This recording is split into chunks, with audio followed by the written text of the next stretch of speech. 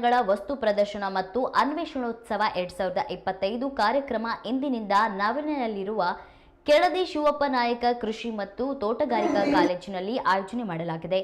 August 22ರವರೆಗೂ ಈ ಕಾರ್ಯಕ್ರಮ ಕಾಲೇಜಿನ ಆವರಣದಲ್ಲಿ ನಡೆಯಲಿದೆ. ಇಸ್ರೋ ಕಾರ್ಯಕ್ರಮದ ವೈಶಿಷ್ಟ್ಯಗಳು, ವಿಐಟಿಎಂ ಸೈನ್ಸ್ ಆ್ಯಂಡ್ ವೀಲ್ಸ್ ವಿಐಟಿಎಂ ಕಾರ್ಯಕ್ರಮದ ವೈಶಿಷ್ಟ್ಯಗಳು, ಡಿಆರ್ಡಿಒ ಕಾರ್ಯಕ್ರಮದ ವೈಶಿಷ್ಟ್ಯಗಳು, ವಿಜ್ಞಾನಿಗಳೊಂದಿಗೆ ಸಂವಾದ, ವಿದ್ಯಾರ್ಥಿಗಳಿಗೆ ನೇರ ಪ್ರೇರಣೆ, ಮಾರ್ಗದರ್ಶನ ಕಾರ್ಯಕ್ರಮಗಳು ನಡೆಯಲಿವೆ. ಅನ್ವೇಷಣೋತ್ಸವ 2025ಕ್ಕೆ ಕರ್ನಾಟಕ ರಾಜ್ಯ ವಿಜ್ಞಾನ ಸಂಶೋಧನೆ ಪರಿಷತ್ನ ಅಧ್ಯಕ್ಷರಾದ ಹುಲಿಕಲ್ ನಟರಾಜ್ ಅವರು ಚಾಲನೆ ನೀಡಿದರು.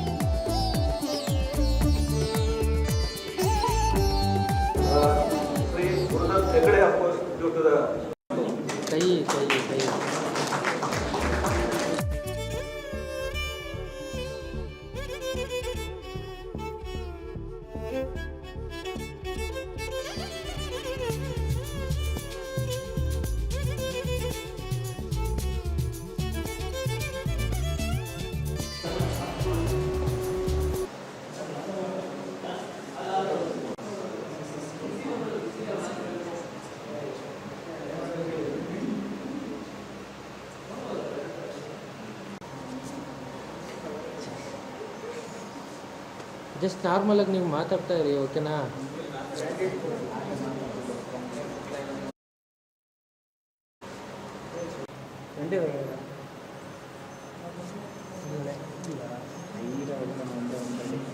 ಅದು ಟಪ್ ಟಪ್ ಟಪ್ ಟಪ್ ಅನ್ನೋದು ಶಾಕಲ್ಲ.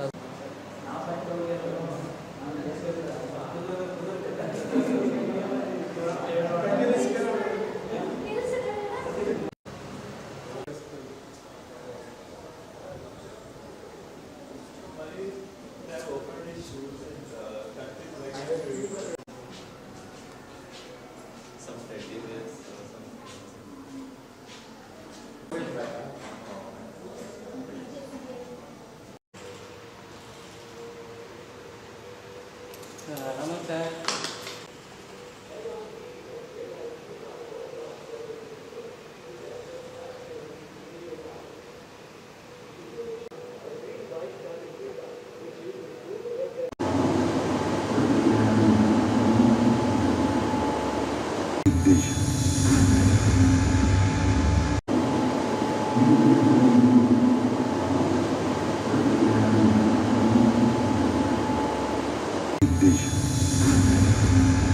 This 30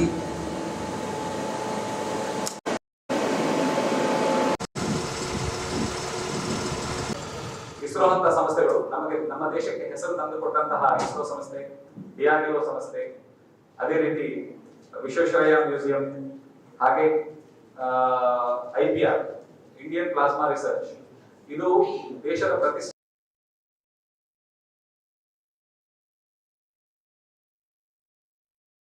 ಸಂಸ್ಥೆಗಳಲ್ಲಿ ಒಂದು.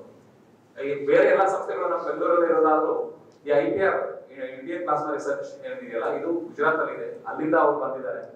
ಅವರು ಬರೋದೇ ತುಂಬಾ ಕಷ್ಟಕರವಾದ ಕೆಲಸ. ಯಾಕೆಂತಂದ್ರೆ ಒಂದು ಟ್ರಕ್ ಪೂರ್ತಿಯಾಗಿ ಅವರ ಪ್ರದರ್ಶನಿಗಳನ್ನ ತರಬೇಕು, ಅಲ್ಲಿಂದ ವಿಜ್ಞಾನಿಗಳು ಬರಬೇಕು, ತಂತ್ರಜ್ಞರು ಬರಬೇಕು, ಇಂತಹ ಒಂದು ಸೌಭಾಗ್ಯ ನಮ್ಮ ಇವತ್ತು ಈ ಶಿವಮೊಗ್ಗ ಜಿಲ್ಲೆಗೆ ಒದಗಿ ಬಂದಿರೋದು ನಮ್ಮೆಲ್ಲರಿಗೂ ಒಂದು ರೀತಿಯ ಪುಣ್ಯ ಅಂತ ನಾನು ಭಾವಿಸ್ತೇನೆ.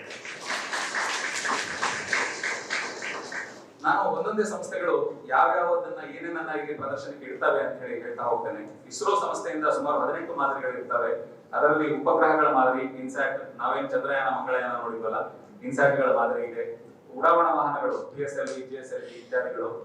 ಬಾಹ್ಯಾಕಾಶ ನೌಕೆಗಳ ಚಿತ್ರ ಮಾದರಿಗಳು ಕೂಡ ಕಟ್ಟಿದ್ದಾರೆ. ಬಾಹ್ಯಾಕಾಶ ಸಂಶೋಧನೆಗೆ ಸಂಬಂಧಿಸಿದಂತ ಪೋಸ್ಟರ್ಗಳು, ಮಾಹಿತಿ ಫಲಕಗಳು ಇದೆ. ಅದೇ ರೀತಿ ಆಡಿಯೋ ವಿಜುವಲ್ ವಿಡಿಯೋಗಳು ಕೂಡ ಇದೆ. ವಿದ್ಯಾರ್ಥಿಗಳಿಗೆ ಸ್ವತಃ ವಿಜ್ಞಾನಿಗಳೇ ಸಂವಾದವನ್ನ ನಡೆಸ್ತಾರೆ. ಇದು 2 ದಿನಗಳ ಕಾಲ ನಮ್ಮ ಈ ವಿಶ್ವವಿದ್ಯಾಲಯದಲ್ಲಿ ಇರುತ್ತೆ. ಅವರಿಗೆ ಸಮಯದ ಅಭಾವ ಇರೋದ್ರಿಂದ, ಬೇರೆ ಕಡೆ ಅವರಿಗೆ ಹೋಗ್ಬೇಕಾಗಿರೋದ್ರಿಂದ ಇವತ್ತು ಮತ್ತೆ ನಾಳೆ 2 ದಿನ ಮಾತ್ರ ಇಸ್ರೋ ವೆಹಿಕಲ್ ಬಸ್ ಇರುತ್ತೆ. ನಂತರ VITM Visvesvaraya museum and industrial and technology museum ಅವರು, ಇವರು 1 ವಾರ ಪೂರ್ತಿ ನಮ್ಮ ಜೊತೆಲಿ ಇರ್ತಾರೆ. ಇವರಲ್ಲಿ ಸುಮಾರು 24 ವಸ್ತು ಪ್ರದರ್ಶನಗಳನ್ನ ಆ ಬಸ್ಸಿನಲ್ಲಿ ಅಳವಡಿಸಿದ್ದಾರೆ. ಅದರಲ್ಲಿ ಭೌತಶಾಸ್ತ್ರ, ರಸಾಯನಶಾಸ್ತ್ರ, ಜೀವಶಾಸ್ತ್ರ ಹಾಗೂ ತಂತ್ರಜ್ಞಾನಕ್ಕೆ ಸಂಬಂಧಿಸಿದ ಪ್ರಾಯೋಗಿಕ ಮಾದರಿಗಳಿದ್ದಾವೆ.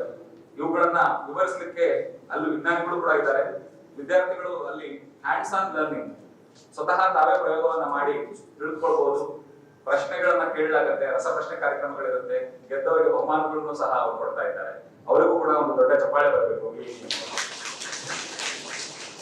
ಅದೇ ರೀತಿ DRDO ತನ್ನ ತಂತ್ರಜ್ಞಾನ ಸಾಧನಗಳನ್ನ ವಿದ್ಯಾರ್ಥಿಗಳಿಗೆ ಪರಿಚಯಿಸೋದಕ್ಕೆ ಇದು ಔಟ್ರೀಚ್ ಪ್ರೋಗ್ರಾಮ್ ಅಂತ ಜನಸಂಪರ್ಕ ಕಾರ್ಯಕ್ರಮಗಳನ್ನ ಅವರು ಆಯೋಜಿಸ್ತಾ ಬರ್ತಾ ಇದ್ದಾರೆ.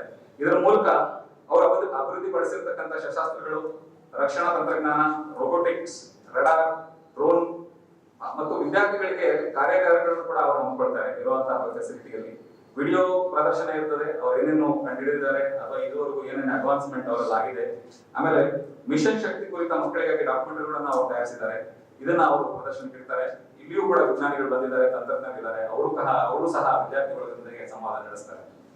ಅದೇ ರೀತಿ ಪ್ಲಾಸ್ಮಾ ರಿಸರ್ಚ್ ಇನ್ಸ್ಟಿಟ್ಯೂಟ್, ಇವರು ಸುಮಾರು 60ಕ್ಕೂ ಹೆಚ್ಚು ತಮ್ಮ ಪ್ರಾಯೋಗಿಕ ಮಾದರಿಗಳನ್ನ ತಂದಿದ್ದಾರೆ.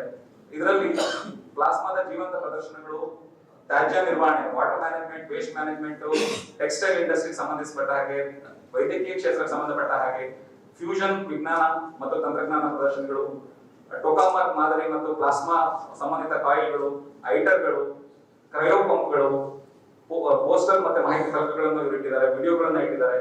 ಇವ್ರದ್ದು ಸುಮಾರು 20 ನಿಮಿಷ ಮೊದಲು ಅವರ ಪ್ರಯೋಗಗಳ ಬಗ್ಗೆ ಅಥವಾ ಅವರಲ್ಲಿ ಇರ್ತಕ್ಕಂಥ ಟೆಕ್ನಾಲಜಿ ಬಗ್ಗೆ ಎಕ್ಸ್ಪ್ಲೈನ್ ಮಾಡ್ತಾರೆ.